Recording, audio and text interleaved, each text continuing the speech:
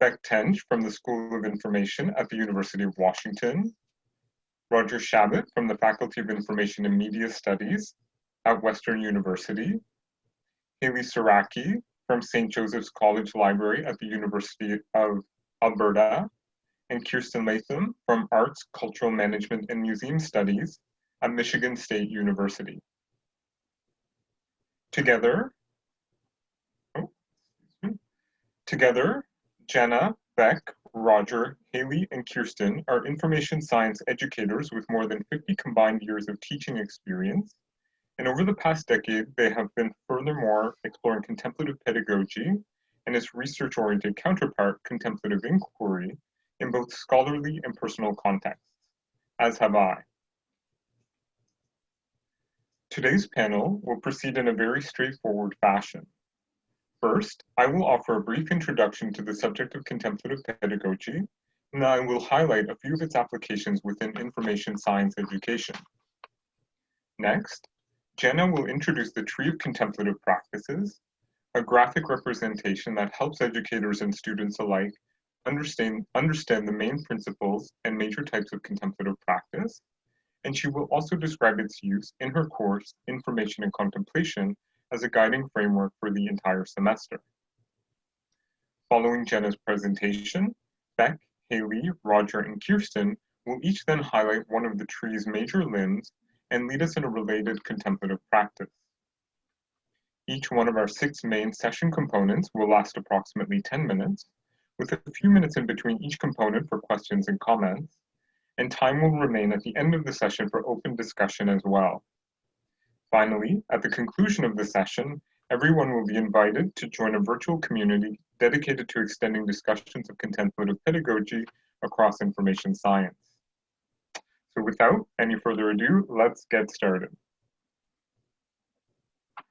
Contemplative pedagogy is an educational philosophy that offers its practitioners a wide range of educational methods that support the development of student attention, emotional balance, empathetic connection, compassion, and altruistic behavior.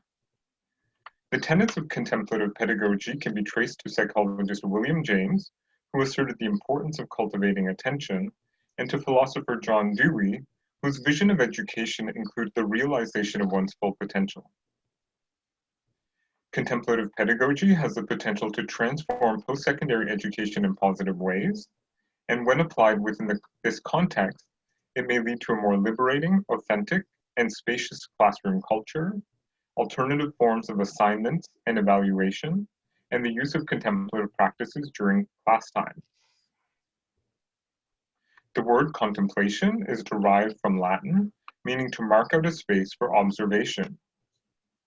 In ancient times, a space so marked often had religious significance as a place designated for philosophical or spiritual practices.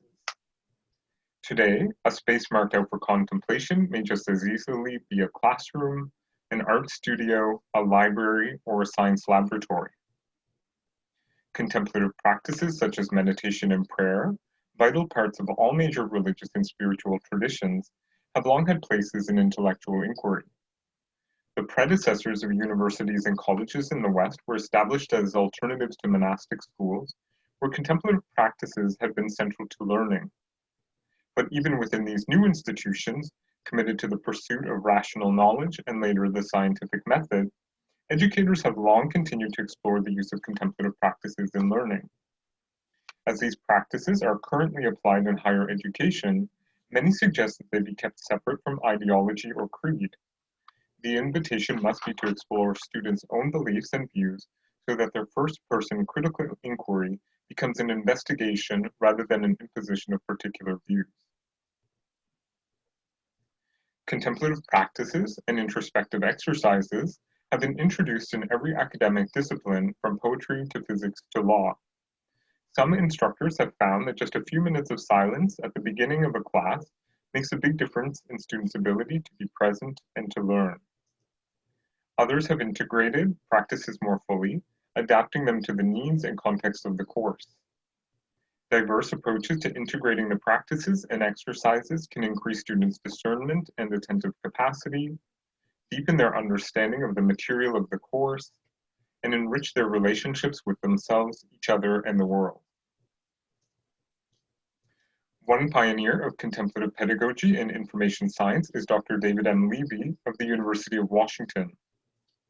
Along with his contributions to information science regarding the nature of documents and the tools and techniques via which they are created and utilized, Dr. Levy is the first information researcher to systematically investigate the relationship between information and contemplation.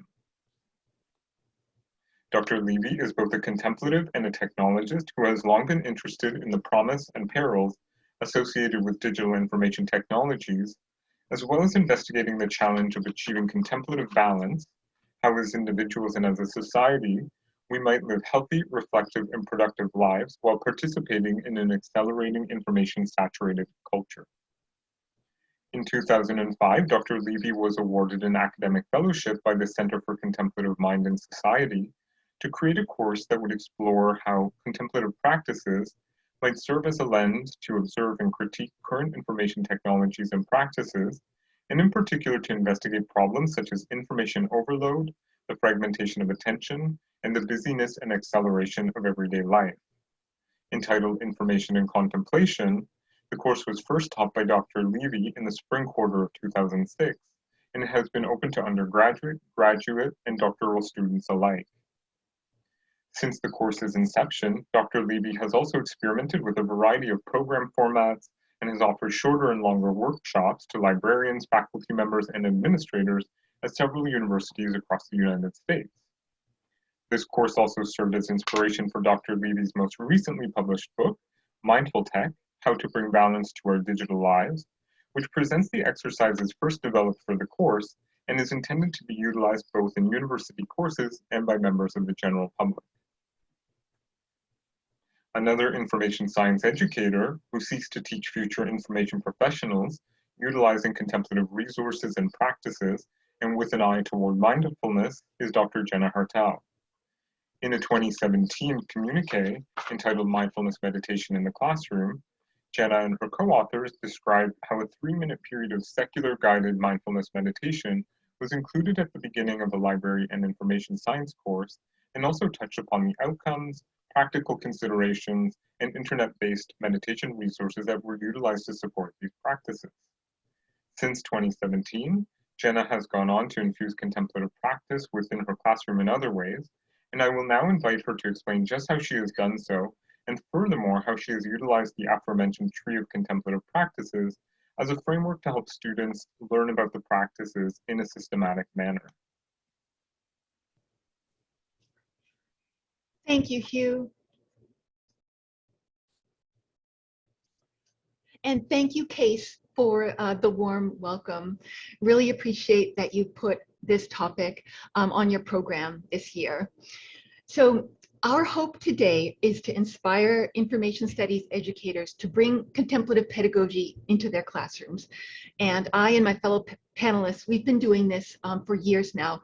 And though we take different approaches, there's one concept that has been a rallying point among us, and we wish to share it with you today. And it's a framework called the Tree of Contemplative Practices. Next slide, please, Hugh.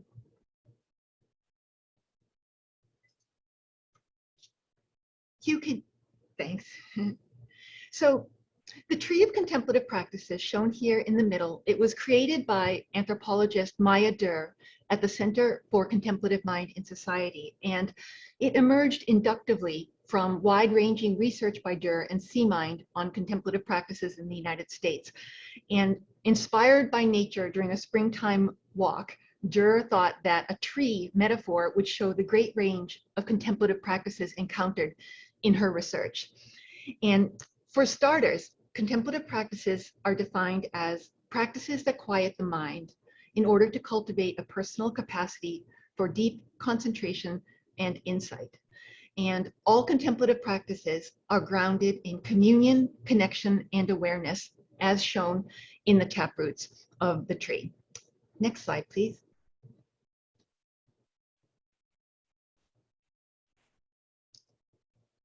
Sorry, just a minute.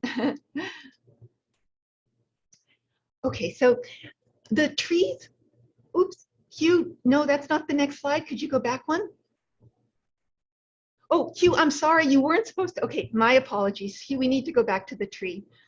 I'm very sorry, everyone. I have messed up. Okay, so the tree's limbs display 7 major forms of contemplative practice. They are stillness, generative, creative, activist, relational, movement, and ritual cyclical contemplative practices.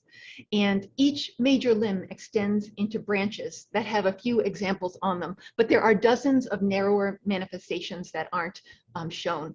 So for example, the movement limb goes out into yoga or Tai Chi, walking meditation, and the relational limb leads to things like deep listening, council circles, and storytelling. Upon being introduced to the tree in my classes, my students have expressed relief that contemplative practices can be secular, and also that many are surprised they already have contemplative practices underway in their lives, in some of their self-care or their hobbies. So next, I'm going to share 3 ways that the tree can be mobilized for contemplative pedagogy, drawing from my own teaching. So next slide, please, Hugh. So during a very difficult year, I used the tree to bring moments of rest and rejuvenation to my students. This was especially welcomed in the online delivery format, which can be very draining. My online lectures, usually of about 60 minutes, would have at least 3 contemplative practice breaks of a few minutes each. And so as not to forget to do them, they were inserted on a slide in the lecture deck. So some examples are shown here, and they would pop up and the class together would do the activities. Now, I've done this kind of thing in the past with usually just breath meditations or mindfulness meditations, but using the tree helped me employ a greater variety of activities, and I tried to include every major limb. Next slide, please, Hugh. So what follows is a more ambitious application of the tree. In the spirit of contemplative pedagogy, I teach a 6-week workshop called Information and Contemplation, and it was inspired by David Levy's course of the same name at the University of Washington's Information School. And what you're seeing here is the illustrated syllabus for the short course, which was designed to look like a treasure map. Next slide, please, Hugh. So in this workshop, the Tree of Contemplative Practices serves as a framework for the major group assignment of the course, which was called the Contemplative Practice Session. And for this assignment, a team of 5 students leads the class into a better understanding of a different major limb of the tree and takes us out one of its narrower expressions on the branches. And these sessions occupied the last hour of every class, and they were highly dynamic. Next slide, please, Hugh. So the students self-selected onto a limb based on their interests, and that became their team. And they were provided with a template shown here to implement the sessions, because really care must be taken when you're teaching contemplative practices. So for example, they were required to allow participants to opt out of the activity if they wanted, and they also were required to provide alternatives for maximum accessibility. And I'm just going to share with you a couple of examples of what those workshop sessions were like. Next slide, please, Hugh. So the group dedicated to the contemplative arts limb took us out the branch of collage. And we were together in a classroom. This was last winter, and they supplied an array of craft materials. And we each made individual collages about our discoveries in the workshop. This was actually a type of final exam, final project for the workshop. And the individual artworks were then assembled into a collective mural. Next slide, please, Hugh. The team dedicated to the activist limb introduced social justice-oriented contemplative practices, and in particular, the branch of vigils. And they hosted an in-class candlelight vigil for the victims of the Ukraine International Airlines flight that crashed shortly after takeoff from Tehran last January. And our class sat together for readings, poetry, and silence in memory of the 176 passengers who lost their lives on that flight. And then we each wrote messages onto cards to convey our feelings to the victims and their families. Next slide, please, Hugh.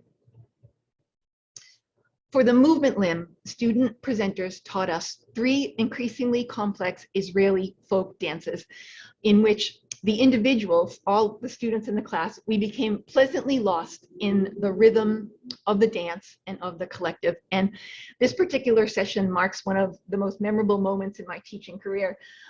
Students were dancing and laughing and relating to each other with their whole selves and with utmost freedom. It was a moment where I was thinking, oh, this is a great moment for the dean to walk by. But I was thinking, hey, that's what tenure is for. So anyways, many students finished the workshop. We had been through 6 limbs of the tree, and they took the tree with them as a personal curriculum to continue to learn contemplative practices. So next slide, please, Hugh. A final application of the tree is as an analytical lens upon information phenomena. So this is more something I've done as an information theorist and researcher than as an educator, though I do raise some of these questions in my workshop and courses. So with Kiersten Latham, who will speak today, and Tim Gorachanas, we've been thinking and writing about the crossroads of information and contemplation, as you can see in this recent JDoc article. Next slide, please, Hugh.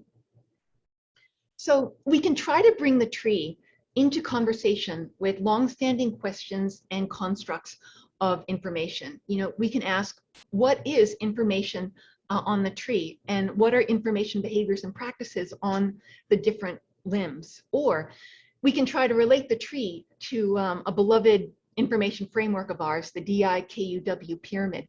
How do these two relate to each other? And could it be that the tree suggests some of the information behaviors that exist at the very top of the DI-KUW pyramid, at the wisdom and understanding layers, which are so little understood in our field?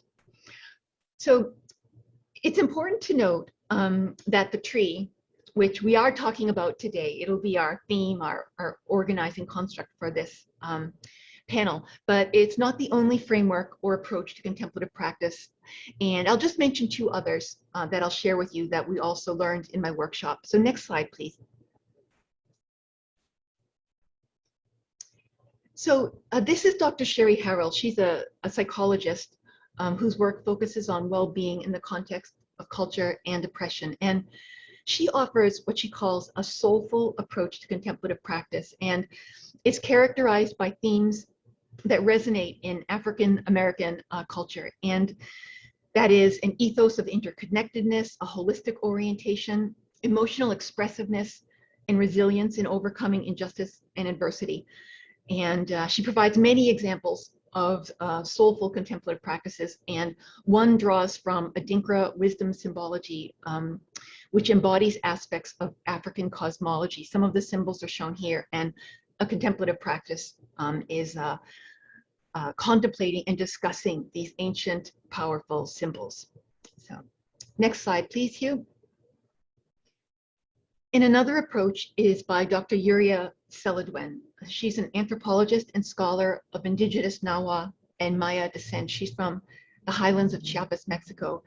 And Dr. Celedwen's work exists at the intersection of indigenous and religious studies, cultural psychology, and contemplative science. And she offers a vision of indigenous contemplative practices infused with a sense of reverence for the earth and a commitment to social and environmental justice. And her approach taps the mythic imagination and embraces the spirits of deceased ancestors and other beings. So next slide, please, Hugh. So just to conclude, Maya Dur and C-Mind do not conceive of the tree of contemplative practices as a universal. Alongside the tree, they provide a blank version that's shown here. And they stress that everyone should create their own framework of contemplative practices since they are so deeply personal. But now at this point, I'm going to turn it over to my colleagues, and each will demonstrate how they have taken their students up the tree onto a major limb and out a branch, and you will be invited along for the climb. Thank you.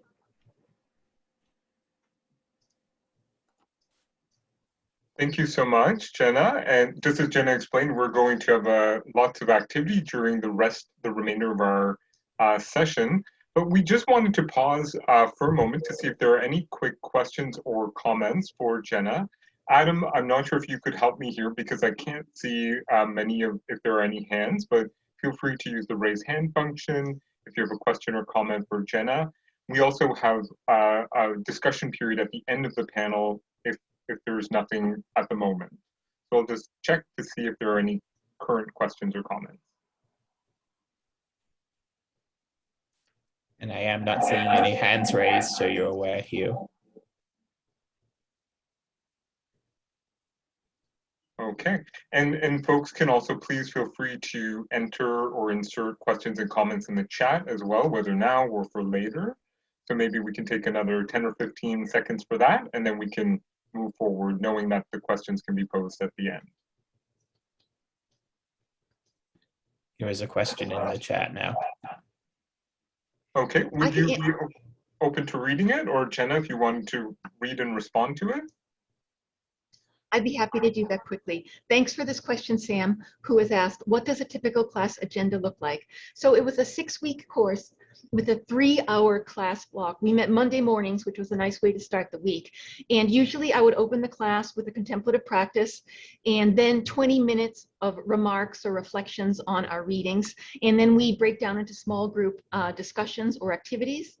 And then the last hour would be the student-led contemplative practice session. It was a class where I really tried not to lecture so much. Thanks.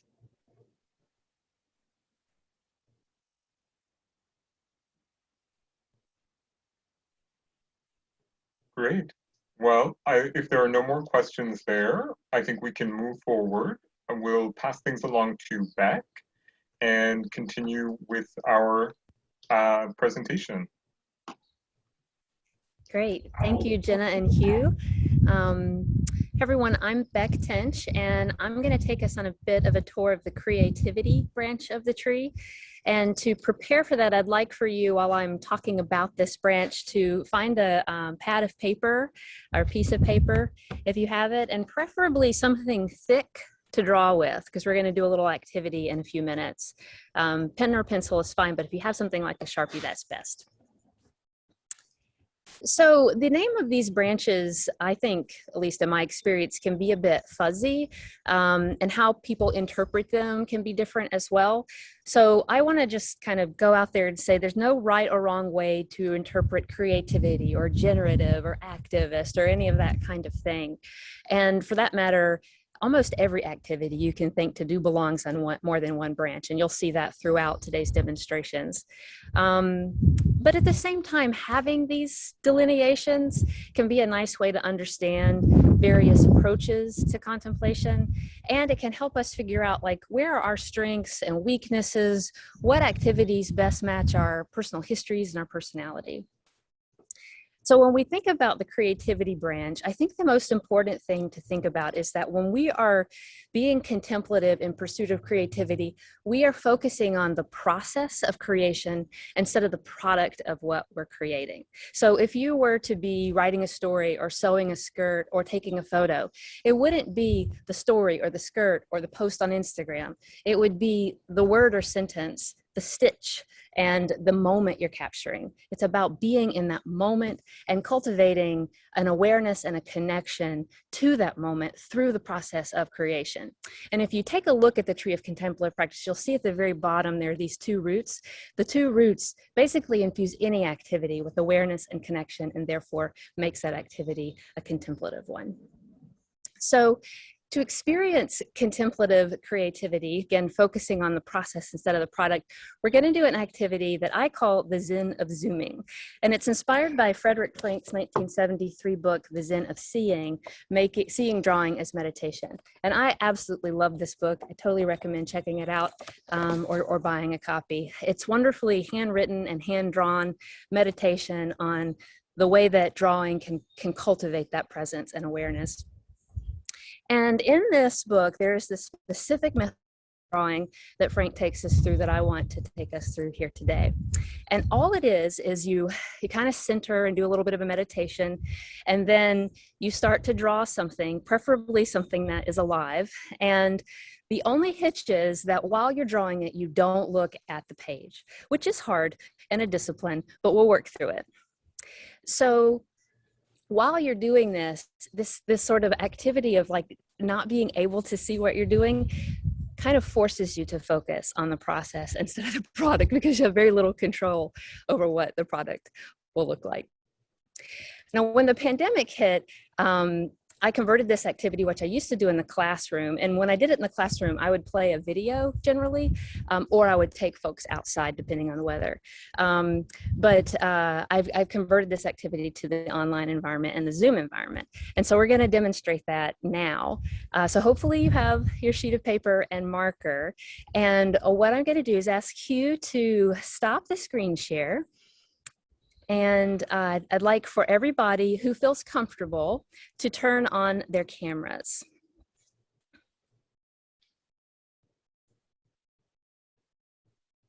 Thank you. Which you are now able to do, by the way. There was a setting. Thank you, Adam, for putting that.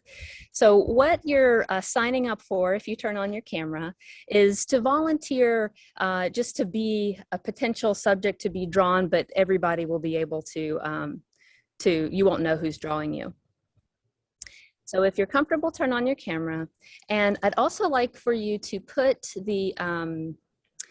the Zoom window in gallery mode, so you can see those of us who have our camera on. It looks like we have maybe 10 people right now, or no, am I 11 people right now. 11 brave souls. So here is how the activity goes. The first thing that I want you to do is just to look across the folks that have their cameras on, and that could include yourself if you have self view on, and just find a person that looks interesting. And this is, of course, for all of you who don't have your cameras on, you still do the same thing.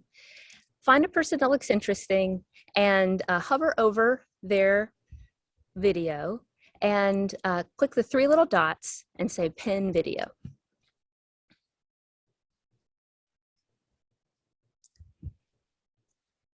Okay, and what we're going to do first is we're just going to do a little bit of a meditation. It's just in a normal class, I might do this for 5 minutes. Because of the timing of today's experience, we're going to do it for about 1 minute. We're just going to close our eyes and center ourselves for 1 minute. It kind of feels funny, close your eyes when you're about to draw something, but that's what we're going to do. So we're just going to close our eyes for a minute, and then I will tell you when you can open them, and we will get started.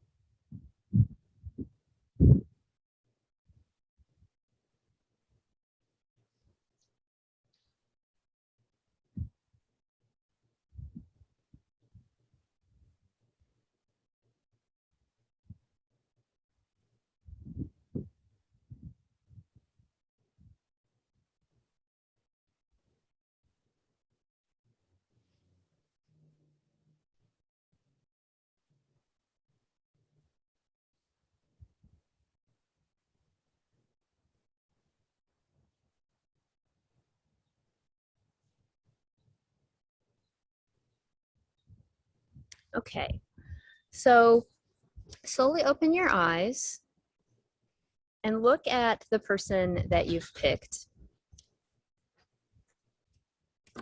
Take your pen, make sure you can draw on it. And when you're ready, just sort of drop your pen on the page. Try your best not to look at the page where you've dropped it, and start to draw what you see. As your eyes notice a specific expression or contour, just etch that onto the page. And you really are going to have to do 2 things that are really hard. One, you need to let go of what the drawing might look like. So be messy just so that you don't care. And also, you're going to need to not look down, which is hard to do because you're going to want to, or you're just going to automatically do it. But try your best as part of the discipline just to not look down. And as you're drawing, you could just pick a specific thing, let's say their nose or their chin, and just draw it over and over again. Or if you're noticing their ear, and then you decide to draw their eye. You don't need to do it spatially appropriately. You can just use the way that you draw as a way to notice what you're looking at. And do your best, this is tempting too, to not draw the background, draw the person, the living person. We're going to do this for a minute or two, and I'd like for you, sometimes people go really slow, sometimes people go really fast. If you're a person that feels like, oh, I'm done, start over. Just do it over and over again until I say to stop. See what you notice when you are trying to draw without looking.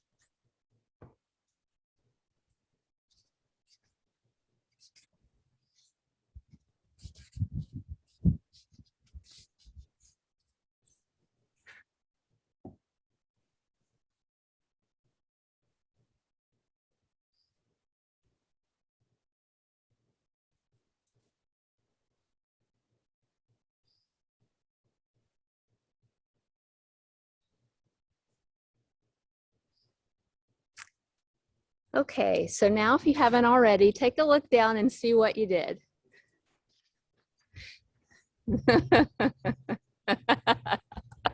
I love it.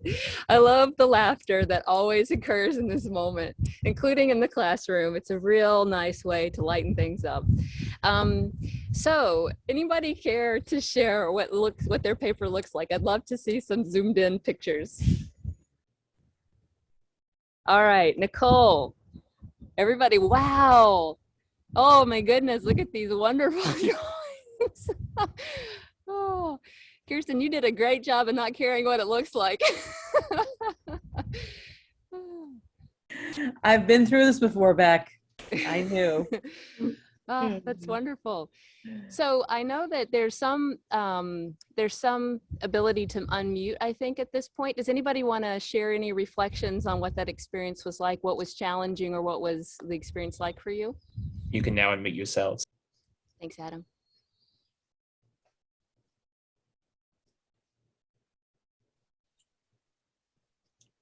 I unmuted myself. I was just going to say what I noticed when I was looking is the person that I was drawing. They're so sweet. Oh, I know. Isn't it great? And then and especially the mouth and the lips. And I was like, oh. What a beautiful reflection. And something that I think is kind of, it's not necessarily in Frank's book, but just the opportunity to just appreciate someone through really closely noticing them. And something that is something I'd never actually do this in the classroom because I think it would be really, really hard. But on Zoom, it's a lot easier. So it's one of those things actually a little bit better online. Oh, let's see, Adam, wait, I can't see yours. Let's see. Do that for you. Is that that is great. Oh my God. This was supposed to be Hailey. And yeah, like I was noticing the texture in the hair was what drew me to pick Hailey in the first place, because she's got this interesting color and shape and texture to her hair. And I was trying to capture that, but then I was also trying to capture everything else. And I think it was I found it very easy to get lost in those details, but then also to feel like, well, you know, how can I get this complete? And then I was trying not to look, so my details were, as I think you were guiding us to do, ending up all over the place. So how wonderful. Well, I will Thank you. Yes, Jenna, I completely agree. It allows us to kind of wake up to something that we've long left behind us, which is just being silly and making marks. So Hugh, let's restart it. Just have a couple more slides. I just kind of wanted to overview the process here if you decide to try this in your classroom. One is to, yeah, there we go. One is to just describe the activity just like I did, then go into gallery view. So just let your eyes fall on a person, pin that person, do the sit. We did about 45 seconds. You could go up to 5 minutes depending on your class, and then draw with the rule to not look down. And depending on the group, I recommend 2 to 5 minutes to draw. And if you're doing this in person, I find YouTube videos often of like wildlife or dogs sleeping in dog beds, something that doesn't move too much, but allows you to kind of gaze at something for a while as a good rule of thumb. And before I hand it over to Roger for our next one, I'd just like to make one point, which is best made by Frank himself. And it's that it's easy for us, as we just experienced, to think of this as a sort of playful Zoom activity and a fun way to be creative. But to Frank and to me, it's truly a way to contemplate. And that is to say, to be fully aware and surrendered to the life that's coming through you and the life of whoever it is that you're drawing. And it's a discipline, to use his words, but it's an infinitely engaging and enjoyable one in my experience. And it's also something you can do anywhere you are as long as you have a pen and paper. So with that, I'll pause to see if there are any questions and then hand it over to Roger. Great, thank you, Beck. And again, Adam, perhaps if you can let us know if there are questions in the chat or via raised hands. If you have a quick question, please feel free to put it in the chat or raise your hand in Zoom and we'll unmute you. Yes, while I'm in screen sharing mode, it's difficult to kind of see right, yeah. traditional modes.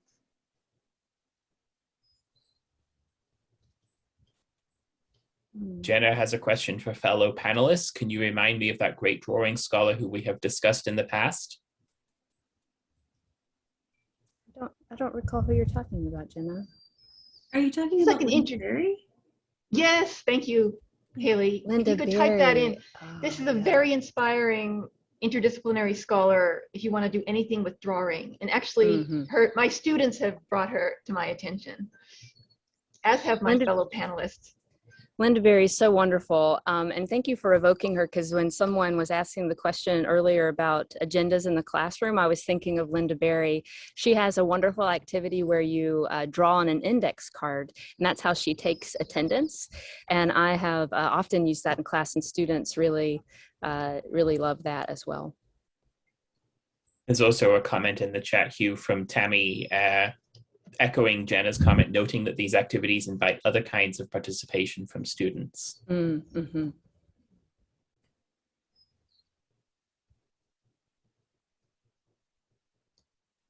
Well, if questions, if questions come to you in the time between now and the end, I'll be happy to answer them. Great, thank you, Beck. So now we will turn things over to Roger. Great, hi everybody. My name is Roger. I'm going to talk to you today about using the generative branch of the tree, and you can see that on the sort of upper branch on the illustration there. And the generative branch is really one where we can, again, tap into creativity, and primarily it involves using one's imagination in meditative acts. And so I like to think about generative as almost like using the word cultivation in terms of like a sort of agriculture metaphor, or even sort of like electrical generation, where there's a sort of spiraling or using torque to sort of generate something within oneself. And so today I'll speak to a time that I used a generative meditation in the classroom, and I'll sort of jump to the gun and sort of describe the meditation first, and then I'll talk about some of the applications, and then we'll do lastly a little tasting of this practice before I move on. So this meditation is called Affectionate Love, and it's also very similar to loving kindness meditation, which might be a phrase that you're more familiar with. So it really depends on sort of what tradition that you're coming from. But so in this meditation, we generate a genuine experience of love and kindness. And to use the words of my teacher, we feel warm and close to others. So we're trying to generate this feeling, this genuine feeling of feeling warm and close to others. And so in our practice, we're going to use our imagination to generate this feeling inside of us. And so we're going to use our past experiences and sort of relations that we have with people, especially those that we're close with, our family, our friends, our pets, our children, things like that, to remind us of how that experience actually feels. And so we're going to use that as a baseline to generate this feeling. And so in the classroom, in the LIS classroom, I think we can use this meditation on affectionate love to first and foremost help librarian candidates to develop some strategies for developing well-being, but we can also use it to understand some other things in a professional framework, which I'll get into very shortly. Next slide, please. Hugh. So the context that I first used this meditation for was in a progressive library politics course at Western. And essentially in this lecture, I was trying to answer the question, what spiritual tools can we use to advance progressive library causes? And so I automatically thought about using training in affectionate love through meditation as a way to develop a genuine sense of loving kindness. And when we feel warm and close to others, then a feeling of compassion actually sort of comes from this, where we wish to free others from suffering. So essentially we can use affectionate love and compassion and loving kindness to develop a genuine sense of motivation or impetus or energy to tackling these challenges that the course was looking at.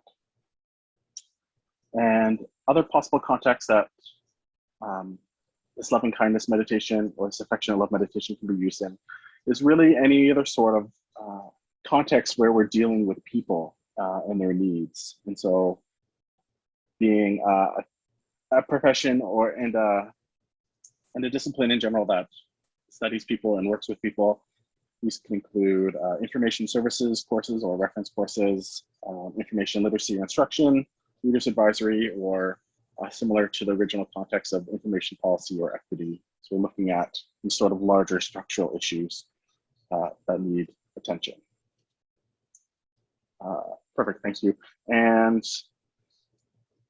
so just before we get into our practice, I'll talk about some of the implications and applications of using this affectionate love meditation.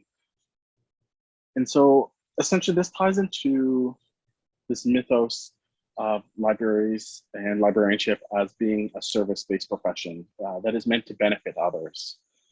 And so in my experience, a lot of frontline library workers are required to have high emotional intelligence and advanced skills with working with people, but we don't usually teach these things in library school. So we usually tend to rely on people having come to librarianship with a willingness to work with people already, or to have experience dealing with people essentially in customer service situations, such as in retail or food service. But often these experiences are developed under fire. I'm sure if anybody's worked in food service or retail, they build up this sort of resilience about how to deal with people. And so it's more of like a traumatic experience rather than a positive and generative experience. And so we can sort of try to counter this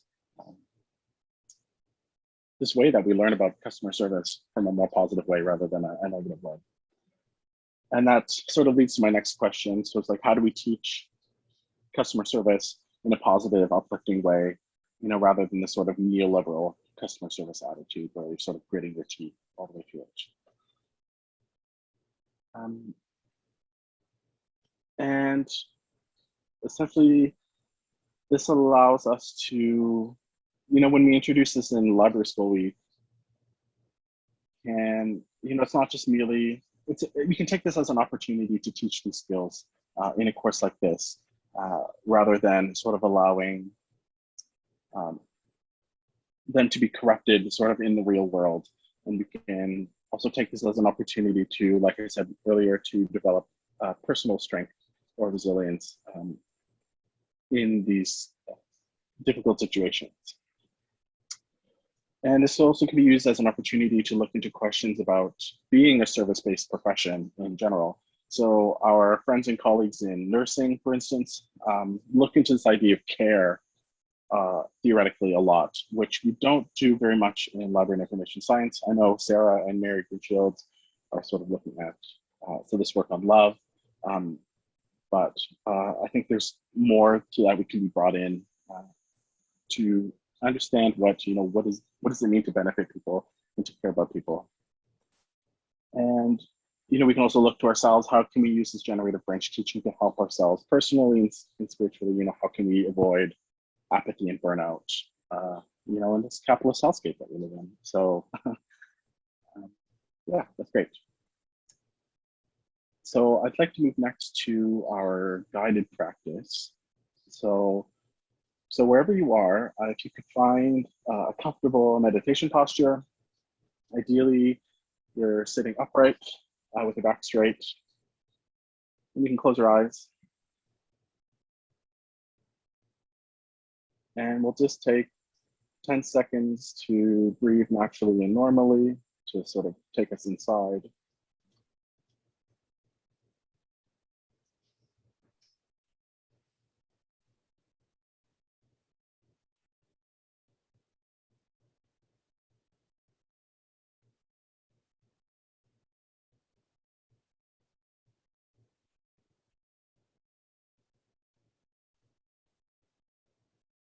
And so now we're going to use our imagination to develop a genuine feeling of being warm and close to others. So the easiest way to do this is to imagine people around us that we already have this connection with. So maybe our partner or our children or our pets or our mother and father or our siblings, anybody where we have this automatic connection. When we look at them, this feeling of warm closeness automatically arises. And we'll feel this as a sensation or an emotion within our body, probably in your chest or in the upper areas of your body. And try to generate this in your imagination. You're creating your meditation object in your mind. So you want to sort of create this feeling of warming closeness in your mind. And whatever you've got, even if you don't think it's very good, you're going to hold this with concentration for a few moments. And it may be helpful for you to remember feeling warm and close. If you start to lose your object, try to imagine, what does it feel like to be feeling warm and close to others if you start to lose your meditation object. And so I'll leave you for just a minute to taste this meditation.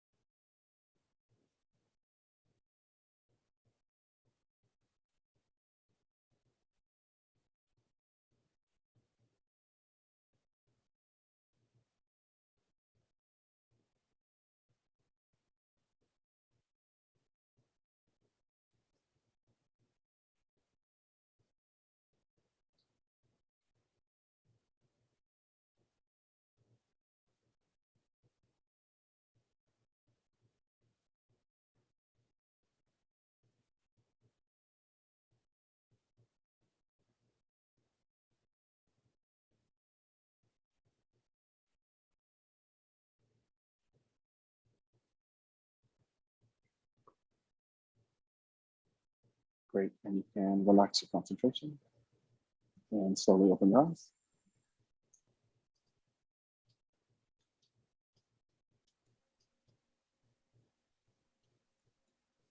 And so so we can do this obviously in formal meditation like we just did. So we can cultivate, spend some time cultivating this on the cushion, as one might say. But we can also, when we become familiar with generating this feeling of warm and happy, feeling warm and close, then we can take it out with us to wherever we are. So I like to, I take the bus a lot, so I like to develop this feeling of warm and closeness on the bus. Looking at other people that are around me, strangers that are around me, and to try to develop that connection wherever we go. And even on the service desk, you can use this in every interaction. Remember that we're feeling warm and close with these people as we interact with them. And yeah, that's it. Is there any questions for me before I pass it off to Hailey?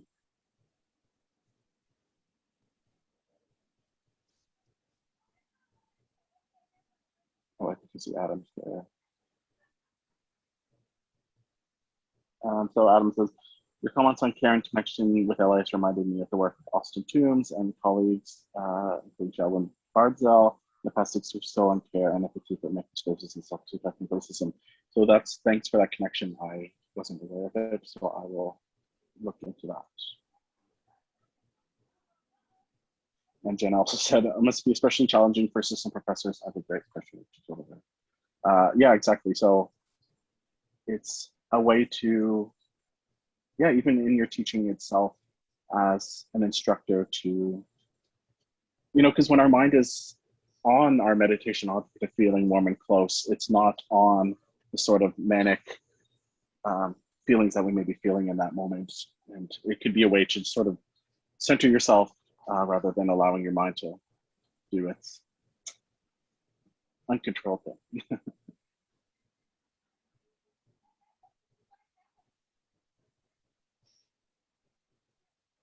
Great, thank you so much, Roger. And again, if folks have additional questions, there will be time during the discussion period at the end, and I will transfer things over to Hailey. Hi, so I'm Hailey. I'm the librarian at St. Joseph's College, which is an affiliate college of the University of Alberta. And I'm going to take us through the relational branch of the tree by sharing how I use dialogue in my one-shot information literacy sessions. So unlike my co-panelists, I don't teach in an LIS graduate program. I teach undergraduates almost exclusively, but I have found the tree very fruitful in that context as well. So one of the aims of contemplative practices in higher education, and I think Hugh mentioned this quote earlier as well, is to create a more liberating, authentic, and spacious classroom culture. I still consider myself an early career librarian, and when I started my job at St. Joseph's College, I had never taught information literacy before. I had not ever taught anything before, actually, and I was very nervous about teaching because I am a fairly shy person by nature, and I'm not usually very comfortable speaking in public. Through some trial and error, I found that one of the ways to ease my own nerves in the classroom was to ask questions as a way to create opportunities to have conversation with the students I was teaching. This felt both authentic to me as a person who likes to know about other people, and that made me less nervous.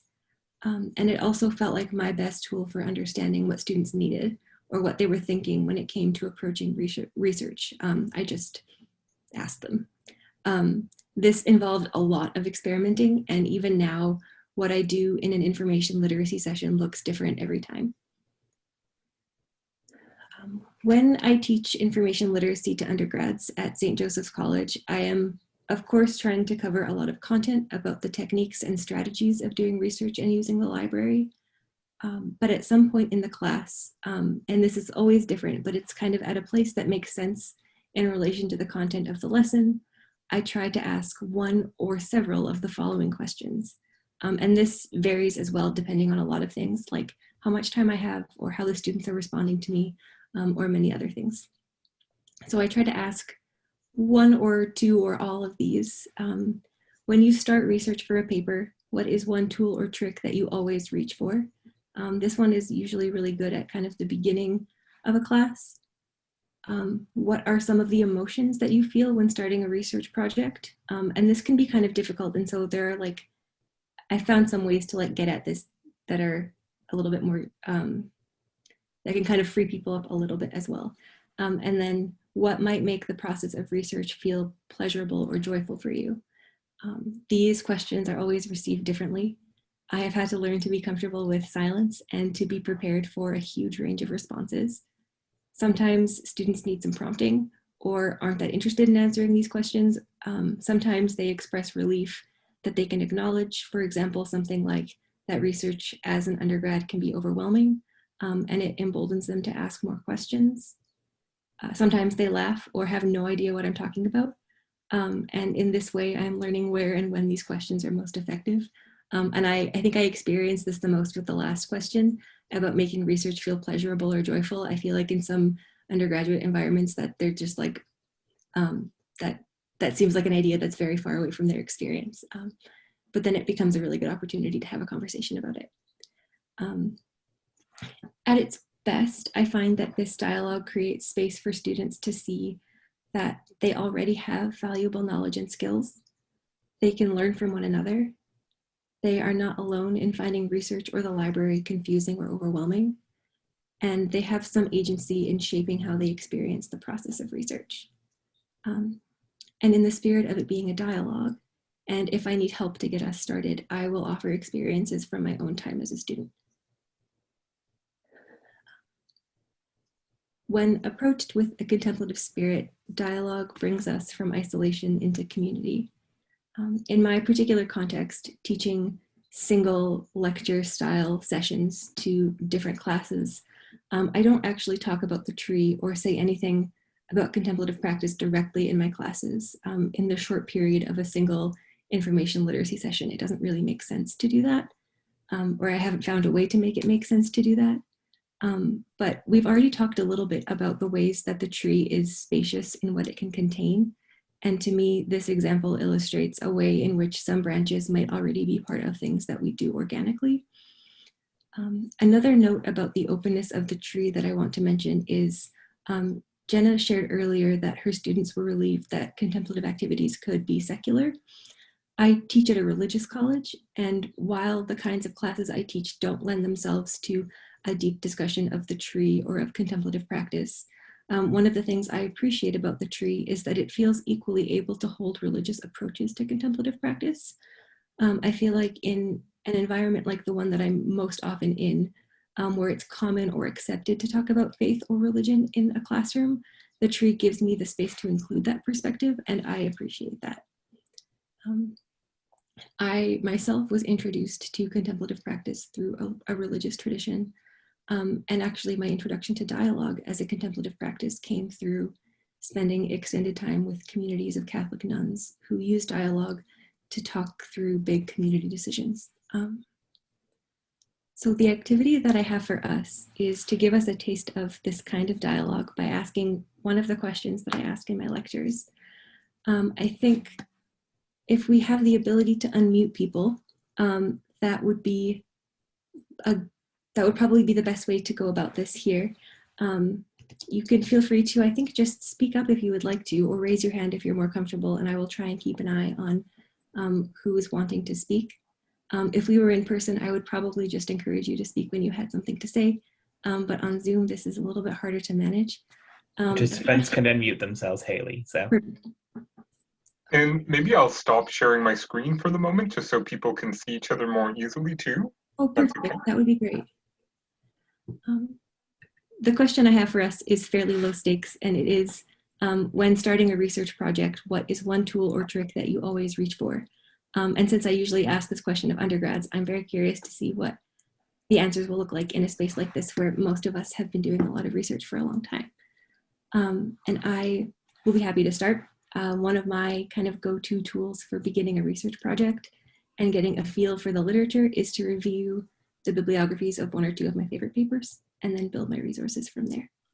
And I think at this point, feel free to add anything that you would like to say or respond to each other. And at a certain point, I will bring us to a close, and then we'll have some time for questions about like the presentation in general.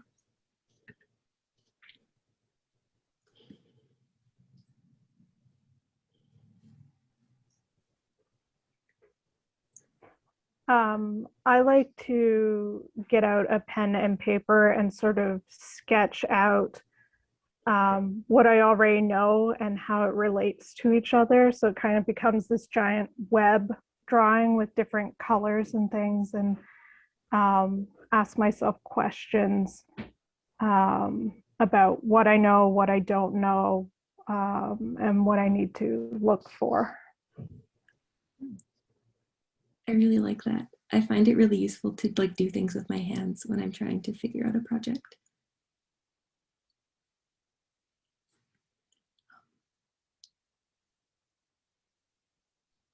Adam has a, sorry, go ahead.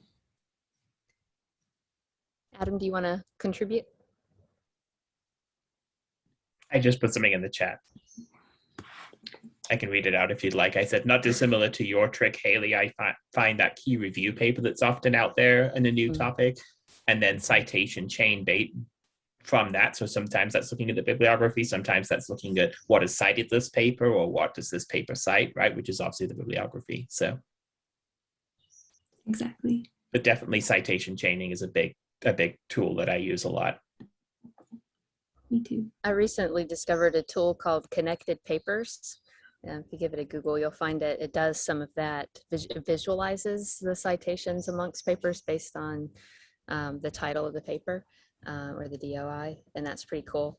One of the things I was going to share is I have a piece of software I use called DevonThink, and as I'm like at all interested in any paper that I come across, I put it in that tool and it OCRs them. And so sometimes I will search my own sort of Google Scholar for a phrase of something that I'm interested in to see if I already have papers that have that phrase in them. That's super smart. I like that you're kind of creating your own like library in a way.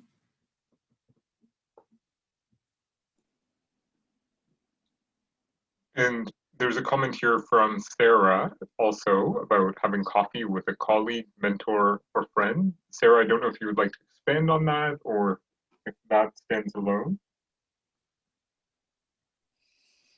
No, that's all I wanted to add. Great. I'll expand on Sarah's. I was struggling with what I do because I don't know what I do, Hailey. And then I suddenly realized when Sarah put that down, I always run it by my husband first. I go to him and because he's the safest place for me to go with a wacky idea. So I go to him and he's quiet. He just goes, yep, sounds good, okay. But I start with him. Yeah. That's very relational, isn't it? It is.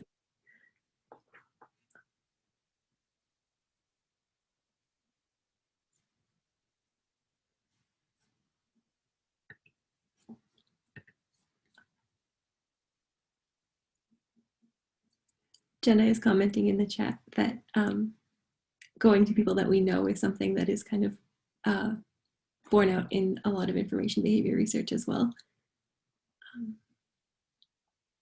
One of the things I like about these kinds of conversations too is that sometimes they're like, we get really technical answers, but sometimes they're answers like, ask my husband or, draw a picture or something like that. And I like that too.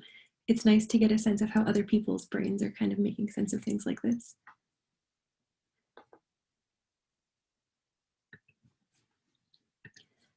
And it's entirely possible that we don't have anything else to say. And that is okay too. That's something that I experience in the classroom a lot, that like, I'll have to either like prod us a little bit to get going or to keep going, or that the conversation just like comes to a natural end.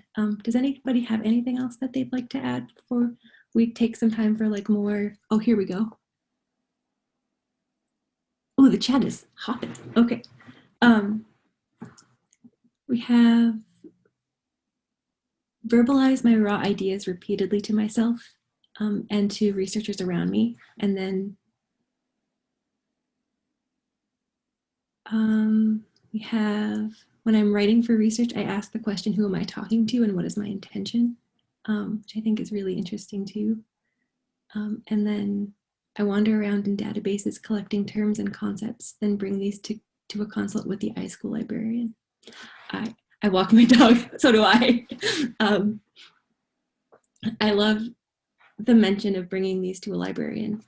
That sometimes never comes up in the class that I teach, and then I have to be like, hello.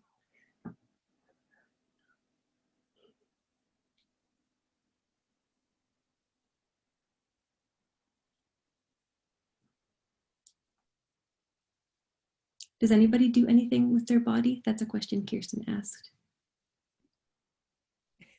I think walking a dog counts, but I was wondering about, people say they exercise sometimes to get ideas or go for a walk. I remember being given advice about like writing, that like the best thing to do when you're writing something is to take a walk, which always felt so counterintuitive, but is quite helpful when I do it. The best ideas always happen in the shower. That's true. Okay. Does anyone have any kind of broader questions about using this in the classroom in general or anything like that before we move on to Kiersten?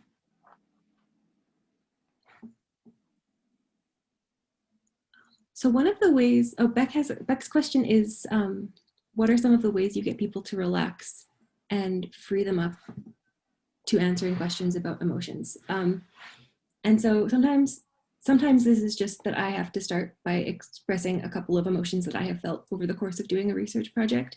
If I have a lot of time, I learned another activity from a colleague who will often get students to draw the research process in some way. So like, and she usually kind of, there's like a, I don't know, like you can kind of introduce it and build it up and give some instructions and like parameters around what that might look like. But then to get students to draw some kind of visual representation of what their experience looks like, and then they can sort of point to something specific or identify in that way, maybe what they might be feeling. Those are two ways that have worked for me.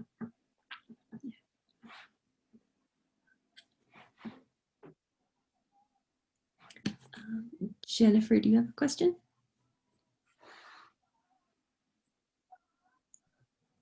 Yes, hi. I don't know if I can turn my video on or not. Apologies. You can turn your video on now. Okay. Here. Okay. All right. Question that I have is, I'm curious to know if you have had to ask your questions differently moving into an online format versus in person, or if you notice a difference in the responses from students. That's a really good question. And actually, just because of like the nature of, I'm a solo librarian in the context that I'm at St. Joseph's College. And so a lot of the online instruction, like a lot of the instruction that I was doing was before the pandemic, was before we moved to being in an online environment. So I haven't had too many opportunities to do it in like a Zoom context. So this might be one of my first, actually. Yeah. Thank you.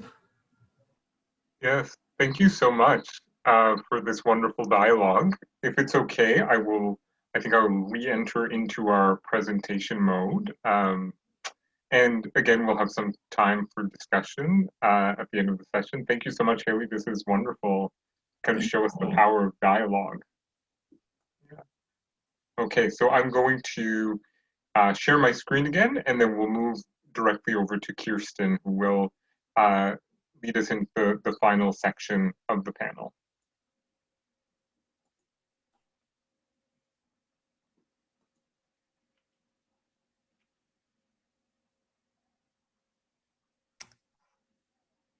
Okay, here I am.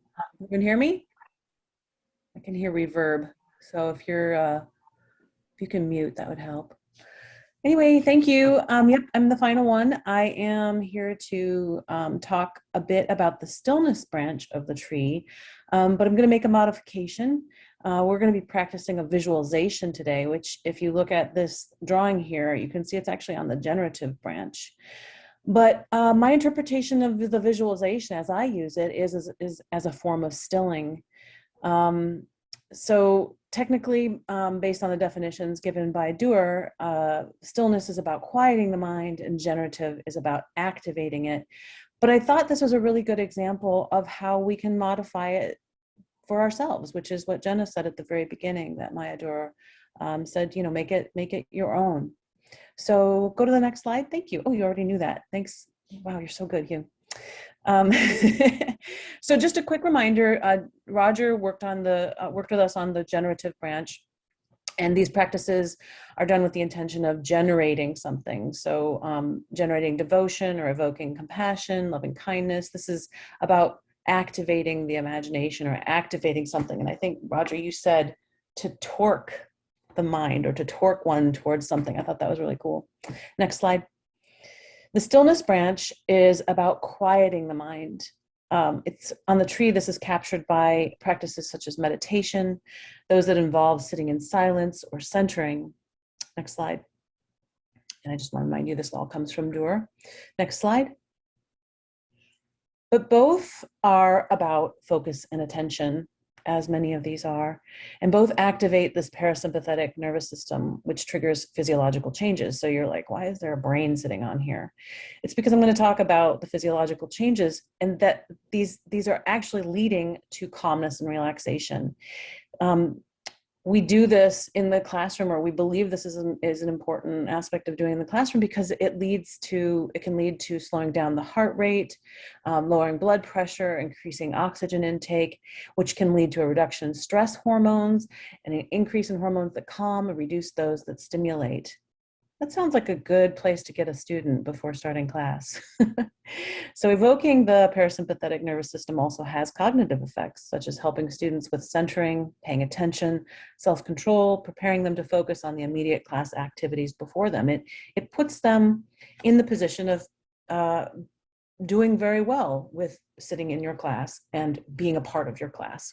So I use basic breathing techniques, and sometimes I do visualizations in the beginning of my classes. About 5 minutes in, I let everybody filter in, whether it's Zoom or face-to-face. I almost forgot the word for face-to-face, in person. Because I don't want somebody showing up late and then they get all worried about being there. So I usually start about 5 minutes in, and we do some kind of an exercise, visualization, or just simple breathing. I also tell the students about this and the effects from the parasympathetic nervous system, which helps them tremendously, because then they have a connection, or why are we doing this? This isn't just my crazy professor telling me to do this. So next slide. So what is a visualization? For our practice today, this is what we're going to do. There are many ways to do a visualization, but I'm going to give you a guided one all the way through. So you're going to hear my voice the entire way through. Again, this is you see it on the generative branch, but I put it on the stillness branch because from personal practice, I use visualization to still. And I'd love to know at the end how you felt it was for you, whether you thought it was stilling or generative, because everybody's going to be different. So what's a visualization? It's simply a mental image that's taken as the object of focus during a meditative practice. It's the process by which you relax by picturing a relaxing scene, a place, or an image. We all know that images have great power, and the imagination can be an effective tool for well-being. We are visual beings, and that's why visualization techniques have been used for many centuries. This is not new. At least 65% of people learn through visual cues compared to other styles such as kinesthetic or auditory learning. A quick note about visualization and meditation. They're often bundled up together as similar experiences, but they can be quite distinctive. For example, not all meditation is visualized and vice versa. Most definitions agree that meditation is a process that allows you to move closer to what is right here and now. It's a process of resting within your direct experience, and what I would say is an internal focus. But visualization helps you to focus, but projects onto something else, activating your mind to bring something into view. So it's a kind of an external focus. So what we'll do today is we will more likely be doing an external focus. And this is a little tidbit of what we're going to be working on, this lovely picture that I took not too long ago at Lake Michigan. So what I want you to do right now is to get comfortable.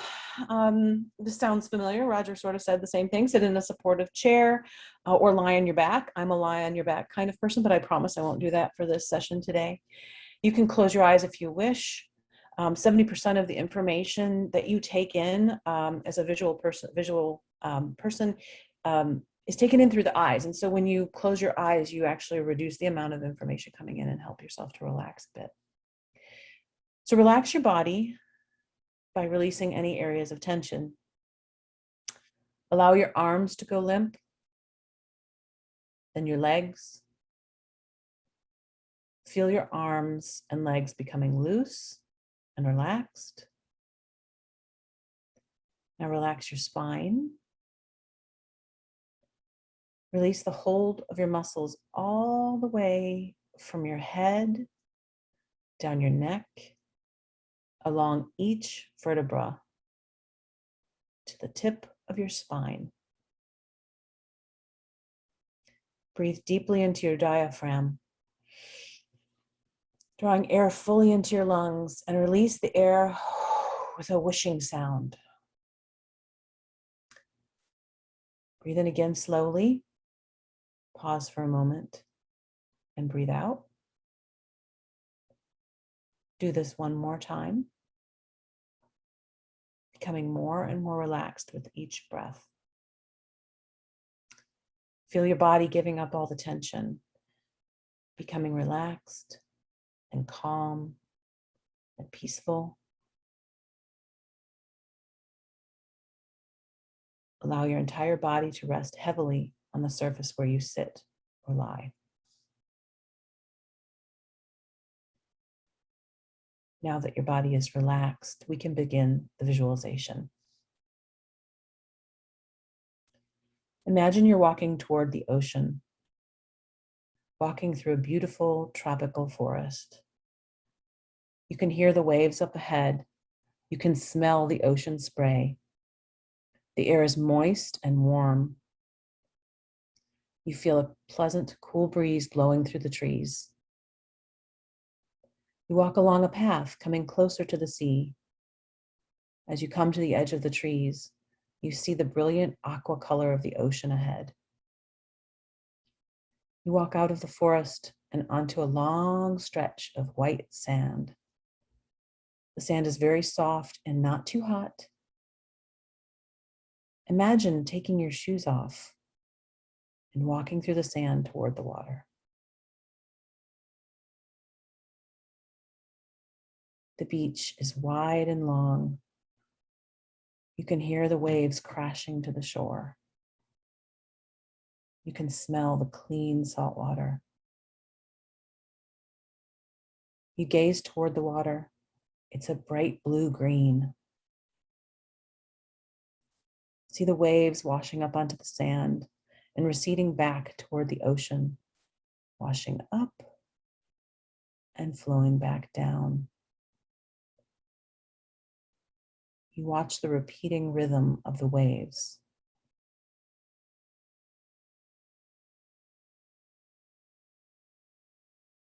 As you approach the water, you can feel the mist from the ocean on your skin. You walk closer to the waves and feel the sand becoming wet and firm between your toes. A wave washes over the sand towards you and touches your toes before receding. As you step forward, more waves wash over your feet.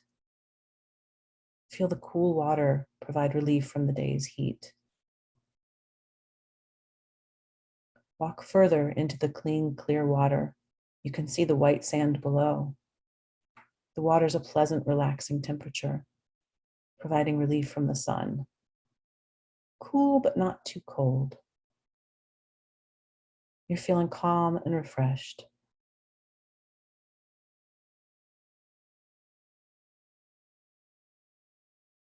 You walk back out of the water and onto the beach, strolling along at the water's edge, free of worries, no stress, calm, enjoying this moment. Up ahead is a comfortable lounge chair and towel just for you. Sit down or lie in the chair and spread the towel on the sand. Relax, enjoying the sun, the breeze, the waves. You feel peaceful and relaxed. Allow all your stresses to melt away. When you're ready to return from your stroll, do so slowly. Bring yourself back to your usual level of alertness and awareness, keeping with you the feeling of calm and relaxation, feeling ready to return to your day. Open your eyes, stretch your muscles, and become fully alert, refreshed, and filled with energy.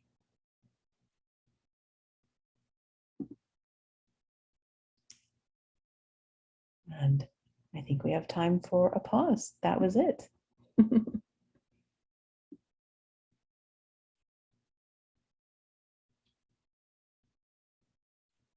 Who smelled the ocean?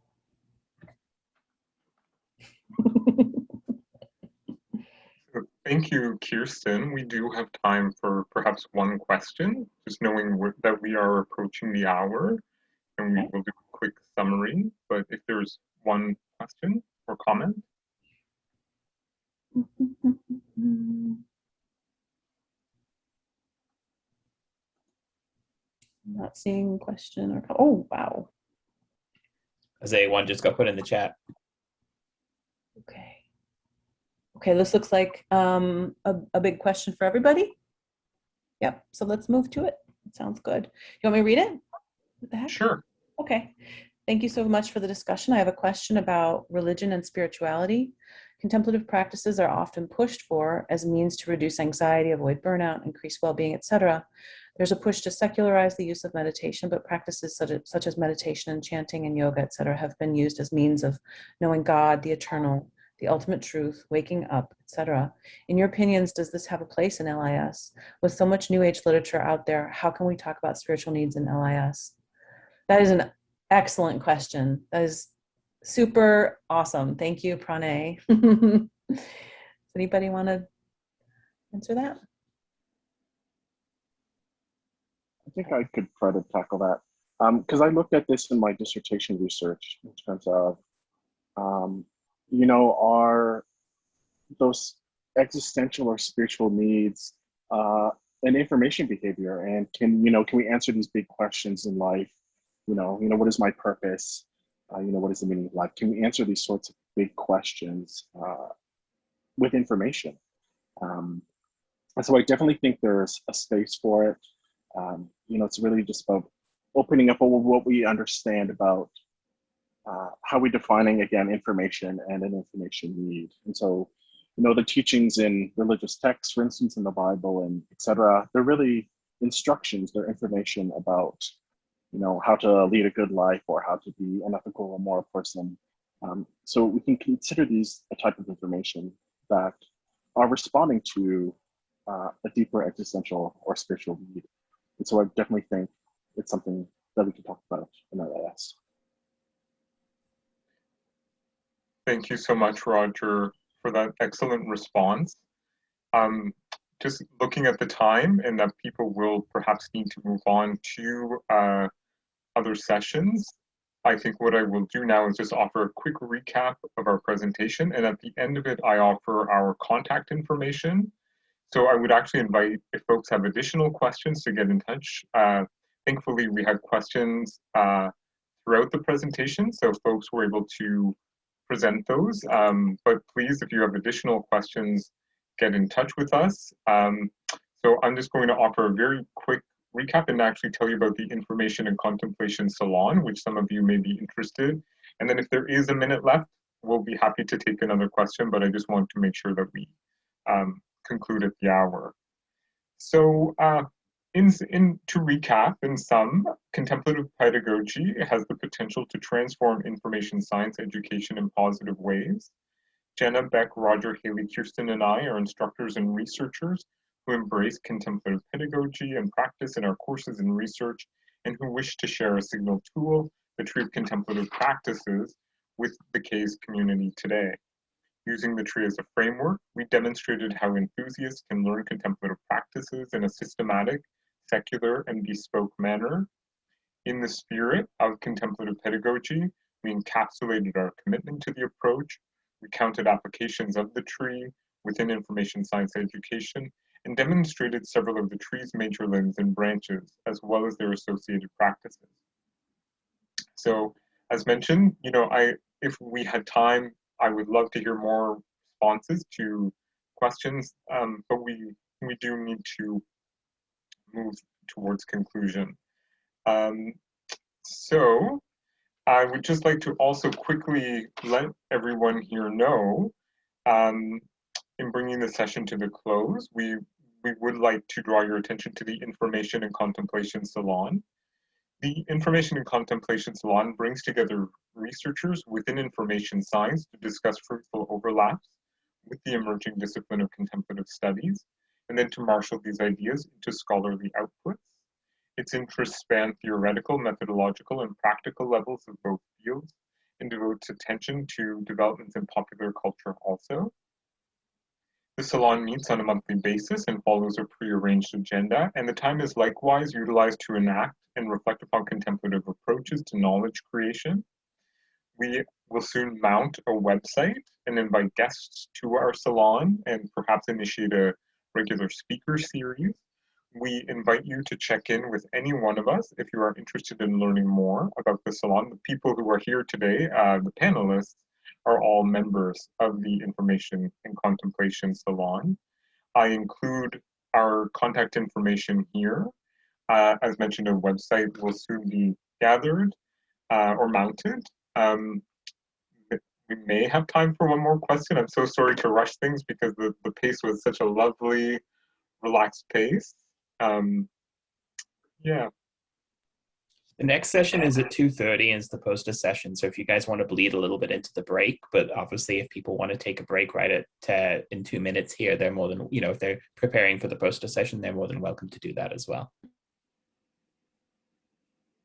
Great. Well, if panelists, I know Kiersten may have to leave, but if others are okay to stay for a few moments, we could take one or two questions just in the spirit of discussion. I will stop sharing my screen just so we can see folks and I can see the chat. If there are questions in the chat or for any of our panelists, please feel free.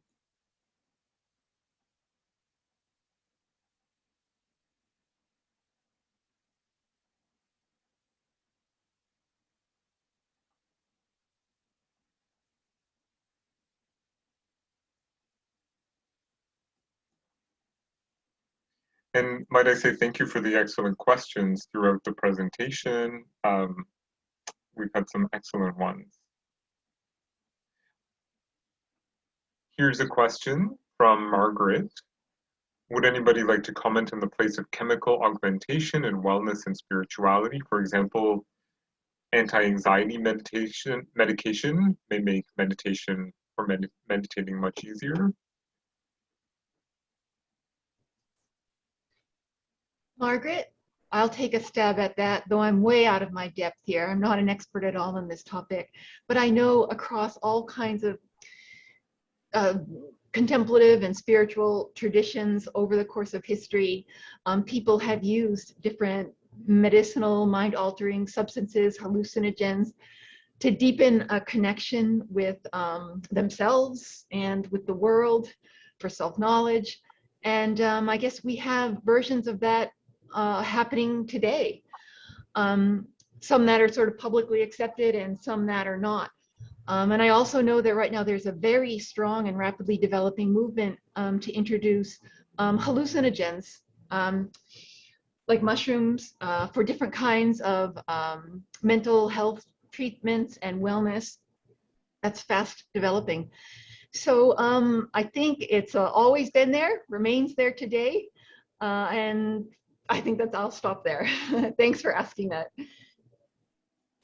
I wanted to chime in as well. I think it's such an interesting question, and one that I feel like really wakes us up to the sort of like ancient and spiritual roots of a lot of these practices and helps to evolve them into modern day understandings of things.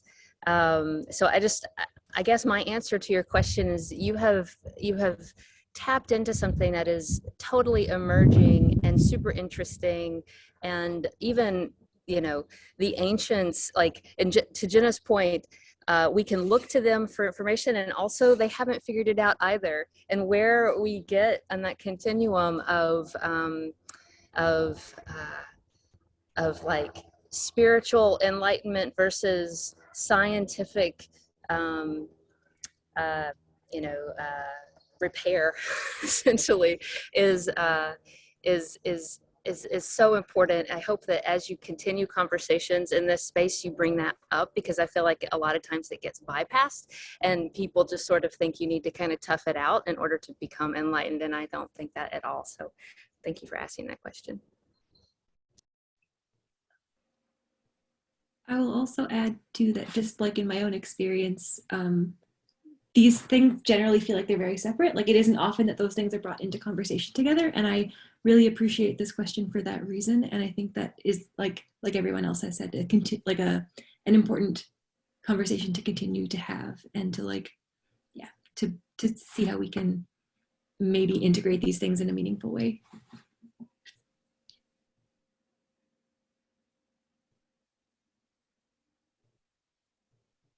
Wonderful. Well, thank you all so much for being here. Just looking at the time, I think we will conclude our session. We're so glad that you could all join us today. Please feel free to get in touch if you have any questions or comments. I don't think we're too difficult to track down. So yeah, we appreciate your being here. We hope you enjoy the rest of the conference, and look forward to getting to know you more.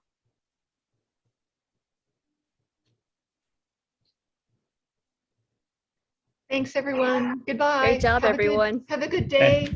Thank you, Hugh, Have a great Jenna, conference. everyone.